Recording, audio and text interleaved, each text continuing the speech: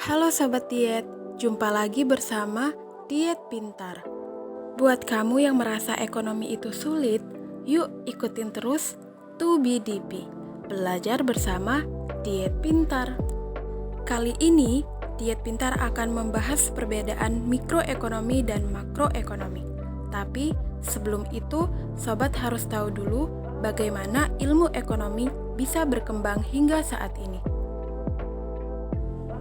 Perkembangan ilmu ekonomi bermula dari tahun 1776, tepatnya setelah Adam Smith menerbitkan bukunya yang berjudul An Inquiry into the Nature and Causes of the Wealth of Nations.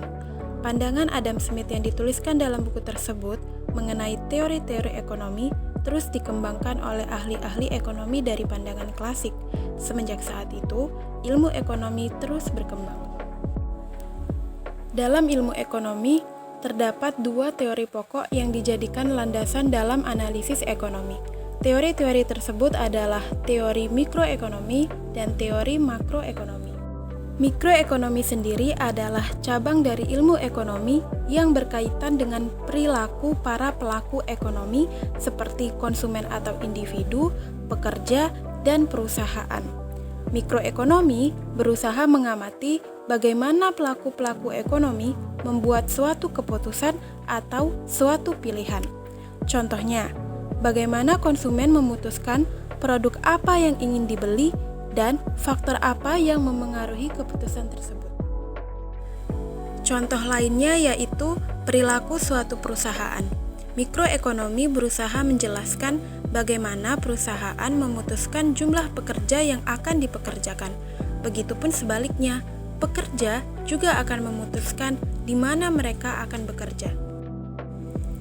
Selain itu, mikroekonomi juga menganalisis interaksi antar pelaku ekonomi. Misalnya, kita asumsikan jika di dalam sebuah industri terdapat perusahaan Suryajaya, maka mikroekonomi akan menjelaskan bagaimana keputusan perusahaan Suryajaya akan memengaruhi keputusan perusahaan lainnya di dalam industri tersebut. Lalu, bagaimana dengan makroekonomi? Berbeda dengan mikroekonomi, makroekonomi baru muncul pada abad ke-19, yaitu 1936.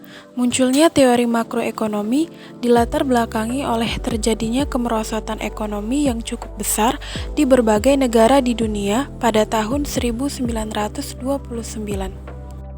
Peristiwa tersebut dikenal dengan istilah Great Depression atau depresi besar-besaran. Terjadinya depresi besar-besaran disebabkan oleh adanya penurunan permintaan agregat. Sebagai akibat dari kondisi tersebut, terjadi pengangguran yang sangat tinggi. Peristiwa itu mendorong ahli ekonomi yang bernama John Maynard Keynes untuk mengevaluasi teori-teori ekonomi klasik yang telah muncul lebih dulu.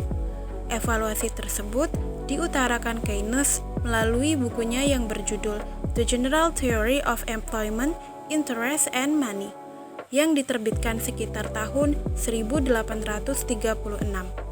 Buku inilah yang pada akhirnya menjadi landasan dalam teori makroekonomi. Oleh karena itu, ruang lingkup dari makroekonomi adalah analisis dari keseluruhan kegiatan-kegiatan ekonomi. Contohnya, jika di dalam mikroekonomi, analisis yang digunakan cenderung tertuju pada perilaku satu konsumen atau satu perusahaan saja, maka di dalam makroekonomi, kegiatan yang diamati adalah kegiatan seluruh konsumen atau seluruh perusahaan yang ada di dalam suatu perekonomian. Nah, sekarang Sobat sudah tahu kan perbedaan mikroekonomi dan makroekonomi. Jadi, stay tune terus ya untuk penjelasan materi-materi selanjutnya. Sampai jumpa di 2BDP.